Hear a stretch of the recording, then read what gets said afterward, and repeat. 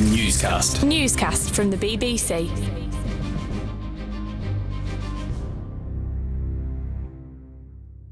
Hello, it's Laura in the studio. Hello, it's Paddy in the studio. And Henry at home. And today, Paddy, I think we ended up basically doing a lot of really similar things on the wireless and on the telly box, because we were asking if politics in the UK has a racism problem, and you were asking... Is politics a big stinking pot with the lid come off? Oh, so that was cheery then. Well, kind of. I mean, we spoke to a 19-year-old who I first met on Radio 2 when he was 16. He's a member of the youth parliament called Dev Sharma. He says, I've absolutely no desire to join this unsafe, illogical game called Parliament. Over the past few years, we've seen it become so immoralised, become so murky and just full of cheap political stunts that doesn't really represent what we want. You're 19. Do you want to go into politics in Parliament? Not anymore. So I'm part of the youth parliament currently, and I speak to my fellow youth parliamentarians, and politics doesn't seem to reward sanity.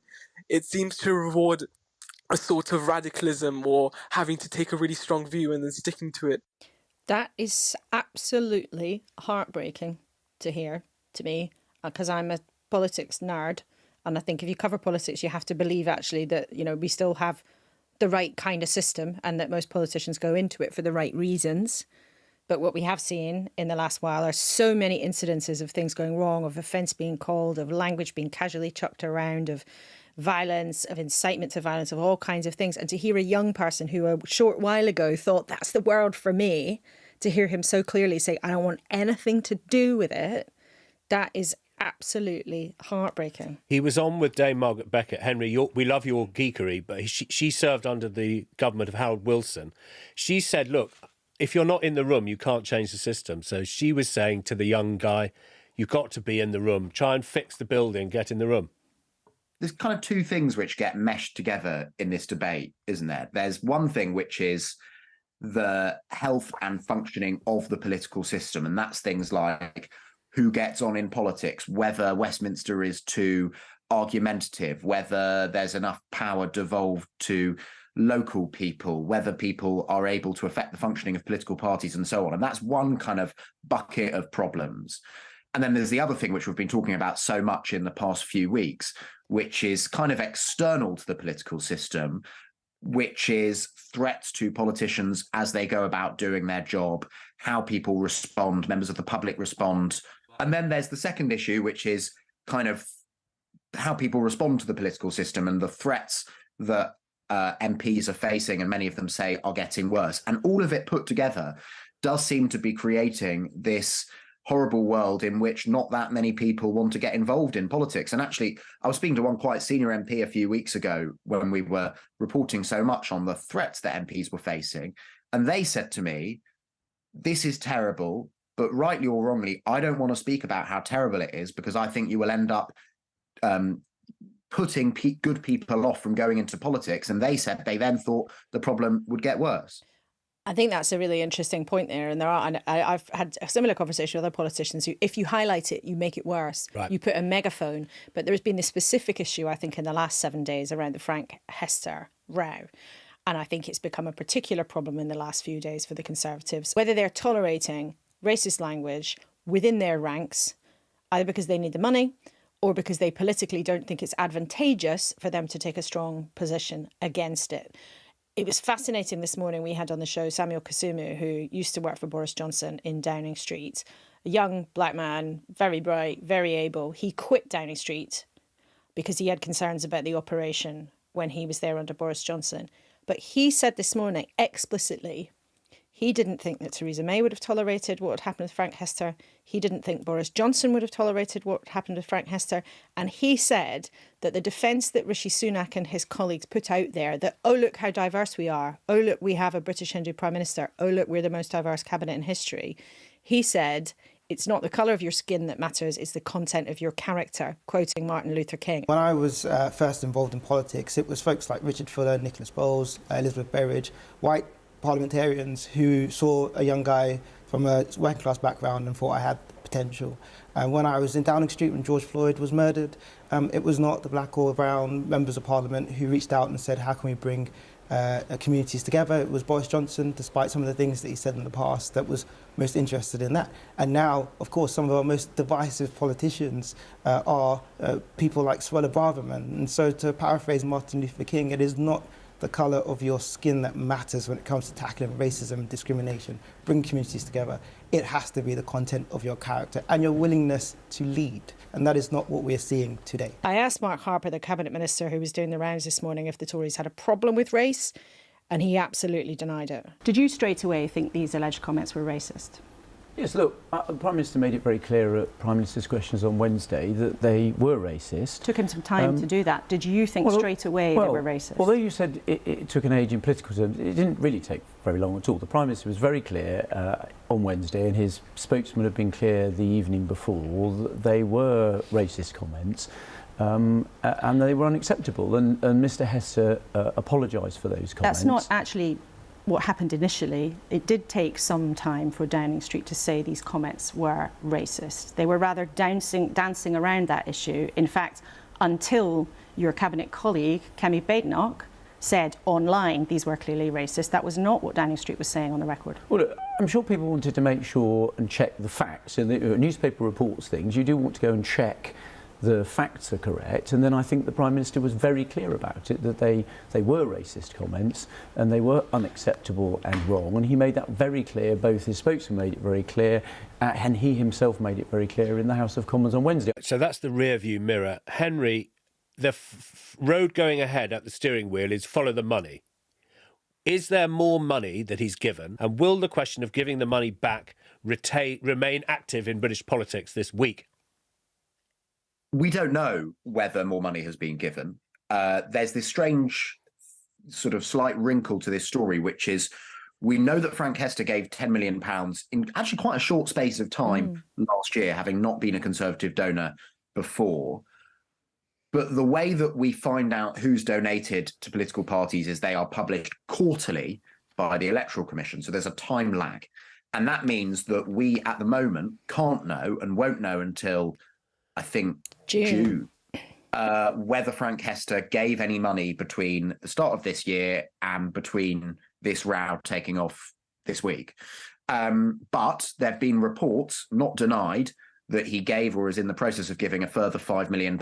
Now, I know all sums of big political donations are wild amounts of money to you and me, but even in the context of political donations, the amount that Frank Hester has given or is giving the Conservative Party is astronomical. So you can see, especially in an election year, through the very narrow, pragmatic lens of funding the Conservative Party's election war chest, why they're so reluctant to give the money back. And I think that that is fairly widely understood across the Conservative Party, whether it should be or shouldn't. And that's why actually the political pressure on Rishi Sunak to hand the money back, or for the Conservatives to hand the money back, I don't think has been that intense. You've had the odd Conservative voice, Andy Street, and also the Scottish Conservative Party, but it hasn't stretched into Westminster. And I think that means that Rishi Sunak probably is in the clear on the £10 million he's taken, but whether he's given more and whether the Conservative Party would accept more now that they are aware of the alleged comments he made in this meeting back in 2019, I think that is a more politically sensitive question. It's just as hard for us to press that question because we don't have all the facts. And it also might have been, given the level of public interest in this, perfectly feasible for Mark Harper to phone up Tory headquarters and say, I've got to go on the telly this morning and on the radio, and I'm sure I'm going to get asked whether or not we're taking any more money from this man. He didn't do that, so he didn't have the answer. So he did one of the classic political tricks of saying, this is a hypothetical question, and it's not for me to know. Of course, it's not a hypothetical question, because Henry, like you, me, like other journalists from whenever it was, Wednesday morning, got a bit of a nudge from someone saying you should ask if he's given more money, i.e., he's either handed over another big cheque or he's about to. But Mark Harper, and it's a classic political trick that newscasters will understand, sometimes it can be useful to get through interviews not to know the facts, But we know, and smart newscasters and listeners and viewers know very well, how frustrating that is, because they can see that having its plausible deniability. Yeah. I don't know the answer. It's not my job to know. So here's another plausible deniability question. When, if at all, will Diane Abbott get the Labour whip back? Which I heard at the rally I went to on her behalf in Hackney this weekend. People were saying give the whip back. Now, she had the whip removed because of an anti-Semitism inquiry into the letter she wrote to the Observer, for which she apologised 11 months ago. So it's been a long, independent inquiry. But is it a question for Keir Starmer? Will she get the whip back? Is that a live question this week? It's absolutely a live question this week. And we saw Jonathan Ashworth, who was speaking for Labour this morning, basically playing snapsies with Mark Harper, because he sat there and said, I'm really sorry, it's probably going to be frustrating for people, but I don't know the answer to this, and it's not my job to know because it's somebody else who's dealing with this, the independent panel on the NEC, the sort of governing body of the Labour Party. What's tricky for them, I think, and I think it will be a live answer, a live discussion this week, is, as you said, Paddy, it's nearly a year since she was suspended, 330 days to the day since she was suspended, for a letter that was 126 words long. So newscasters might be scratching their head and thinking, how on earth could it possibly be taking this long to work out whether or not she should be let into the party? She said sorry very quickly. What was interesting, though, Henry, is that Jonathan Ashworth, well, I mean, he absolutely didn't want to touch this with a barge pole, but he did say, well, I've been on the NEC and sometimes, lawyers get involved and people start, bringing in other things that have been said in the political debate. So I don't know if he was trying to just flannel or if he was trying to drop a clue about what might be happening in the investigation behind closed doors. I don't know either. I mean, it seems absurd how long it's taken. And it's not the only instance we've seen, by the way, of a Labour Party suspension appearing to take a very, very long time to be resolved, and in some cases not being resolved at all. There's a handful of Labour MPs, or I should say former Labour MPs, who either are in that boat or were in that boat. In fact, in the case of Nick Brown, a former Labour chief whip, he was suspended for so long that eventually he said, actually, I'm just quitting the party and I'm going to stand down at the general election. And that sort of meant that the entire investigation at that point was void, because there was there wasn't a Labour Party member to investigate, as it were. So look, I think the political focus on this will remain for a few days, but I can also easily see how, just as 11 months ago, when Diane Abbott initially was suspended, there was a lot of political focus on the question of her suspension and how it might be resolved. But then ultimately things happen, you move on. I can see a world in which we're a few weeks, months down the track and Diane Abbott's suspension is still unresolved, but because we're not talking about the Frank Hester case anymore, for example, the fact that it's unresolved sort of becomes a bit less politically vicious. Although at some point, as we charge nearer and nearer to an election, there needs to be a decision about who the Labour candidate may or may not be in her seat. However, Harriet Harman, who was on with us this morning, did say, well, look, she's getting to the end of her political career. That's why this should be resolved. So I don't know what that means in terms of sort of selection. Is that true? Because I saw clips from Diane Abbott speaking at because in private conversations I've been having, off the record conversations I've been having with Labour people over the past week about this, they say, no one wants to see Diane Abbott end her career as an independent. But I have not seen any evidence from Diane Abbott's public comments, indeed quite to the contrary, that she thinks her career is coming. Also, Jeremy Corbyn showed up on the steps of Hackney Town Hall to speak. Indeed, old comrades. Old comrades and sort of almost neighbours in that part of London. Yeah. Look, we won't go... We are going to go I was just going to say one thing, because I've had a couple of communications from our wonderful viewers and listeners saying, well, why haven't you spoken to Diane Abbott? Basically, she was denied her voice in the Commons this week. She shouldn't be denied her voice here when people are discussing her. We would love to speak to Diane Abbott, and we have invited her for interviews, and it's just important, I think, to say that we are not excluding her at all from the conversation, but for the time being, clearly she doesn't want to come and sort of do big interviews. She spoke briefly at the rally the other night that you were at, Paddy, but I just want to put that on the record. We are not denying her voice, and she'd be welcome anytime to come and speak to us. But let's just round this off now. We've been talking about all of this business, about how politics is broken, apparently, or certainly stinks, because of the Diane Abbott, Frank Hester row, which has been the story of the last 7 days. I think that's right. And I think it makes me sort of feel morose, really, in a way, because actually in the last few months we've so often found ourselves in a place having a conversation like this and saying that we understand why members of the public look at what's going on in our names among the people who are meant to represent us and say, not only does it look like it isn't working very well, it also can make it seem very unpleasant and make people feel that they're not very safe. We're trying our best every weekend, Henry, Laura and I, to bring you a summary of what's on the radio, what's on the TV and some of the speculation in the papers. So we've done that. And now we really have to change the tone to address once again this big signature interview that Laura's done with Charles Spencer, Earl Spencer, the brother of Princess Diana, and also the coverage that we've seen in the papers. It was covered by our guests on Radio 4.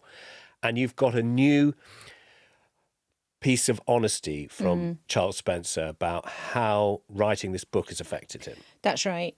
He told us in the course of his interview, and the long version is on a special episode of Newscast. You can hear the whole thing in BBC Sounds, and the TV version is also on iPlayer. And it was a very, very moving conversation, I felt. But one of the things that he said to me, which hadn't been in all the papers already, was actually the process of writing the book led him, once he'd finished, to have a nervous breakdown. The experience of what he described as confronting evil that he witnessed at the hands of teachers at his school when he was 8, 9, 10, 11 years old led him, once that had been put on a page, unburdened, he'd spoken and interviewed other people who were at school with him at that time, led him to what he described as a very dark place. He had to check into a residential facility to be able to cope with this sort of well of pain that overwhelmed him. It's sort of emotional archaeology. He's gone back to something he didn't expect to go back to. Absolutely right. And one of the incredible things through all of the conversation and reading the book is just to imagine that none of these boys told anyone at the time. He didn't then tell anyone until he was 40, in his 40s, when he told the therapist. He didn't tell anyone in his family until a year or so ago. So to be living with that through all of this period of time is something extraordinary and difficult. And I think he would say with humanity that for anybody living with something as awful as that happened in your childhood, that the impacts that you have that has on your later life is really profound. And somehow he wants to encourage other people to get it out. I mean, I think it's important to say, as we said yesterday, I don't think that Charles Spencer was sitting there asking people to say, oh, poor me, you wealthy, privileged man. I think what he's trying to offer to people is to say, look, this is when you have pain buried deep, you have to find a way of getting it out. So he opened up and said he'd had a breakdown through the process of writing the book. What was the effect on you of finally putting pen to paper? It took me into very dark places inside of me. I had endless nightmares. I didn't know the appalling things, the really serious things that had happened to some of my friends and contemporaries. And I'd come back from having met them and interviewed them and be in pieces. And then, actually at the end of last year, when I'd finished the book, I had a bit of a breakdown again. And I had to go into a residential treatment for trauma for writing this book. But the other thing I think some people will be interested in, although it only affects a narrow section of society, is that his strong belief is that no child under 13 should be sent away to school because they're just not ready. The possibility of damaging them is too great, and he has that very strong view. And just to be clear, you mean boarding school? I mean boarding school. I would say any child, I believe, under teenage years, under 13, I don't think they should be sent away. I don't think it's fair. I don't think they can possibly understand what's going on. There are a lot of teenagers who think, great, I want to get away from my parents, and that's fine. I mean, of course it's a personal decision, but I don't think any child personally should be sent away before they hit puberty. I mean, I was just very struck listening to the very, very powerful interview, how old-fashioned much of it sounded. I mean, I don't have the stats, but you can understand why, given what he experienced, Earl Spencer wouldn't want a child under the age of 14 to go to boarding school. But I assume that far fewer children under the age of 14 do go to boarding school now than did when he was a child. Yeah. And I think a lot of this, and actually, you can also see changing British society in what Laura was just describing, which was the sort of the decision, if you can call it that, for him to keep it all inside.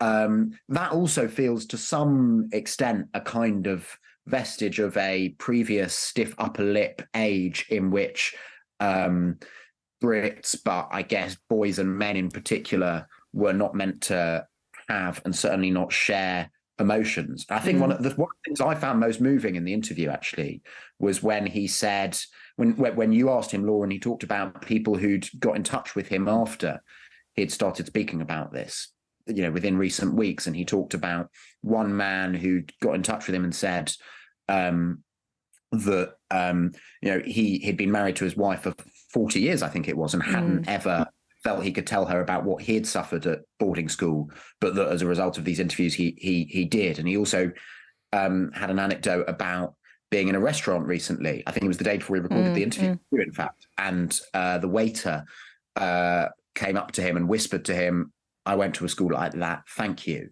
And I found that the most moving section of the interview, because it clearly isn't just him who buttoned something like this up. It clearly affected quite a lot of people. And just to close with two thoughts perhaps on this, is one other thing he talks about and he writes about in the book. He believes that the impact being sent away to school at a young age had on other men of his class has actually been quite profound on our society. He basically said politicians, leaders, people who came through this system have been influenced and are not necessarily, his implication is that they're not necessarily the right people to make decisions, because you sort of been, you have part of, as he said, part of you dies. You're sort of part of your sensibility, part of your emotion is just sort of not really there. But I think, Henry, as you were saying, one of the things he wants is other people to speak out. And we've had lots of messages this morning, and some people, I think, were objected to somebody in privilege making these kinds of admissions about their past. But here's just one of the messages I had. Earl Spencer was remarkable. I too suffered years of childhood and teen abuse at the hands of my father.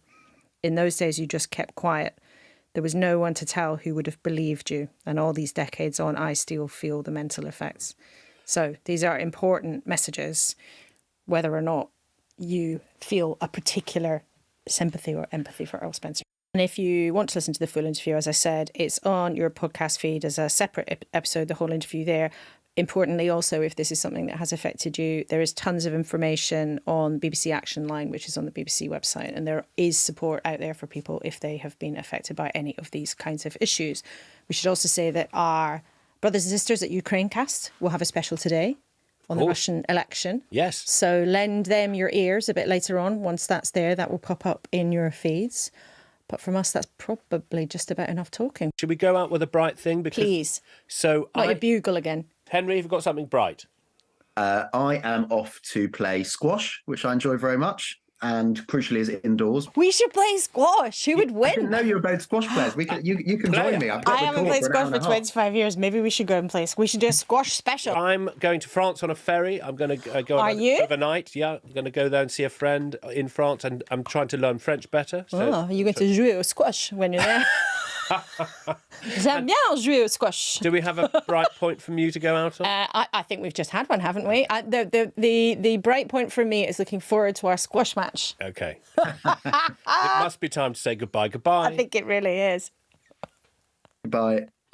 Newscast from the BBC.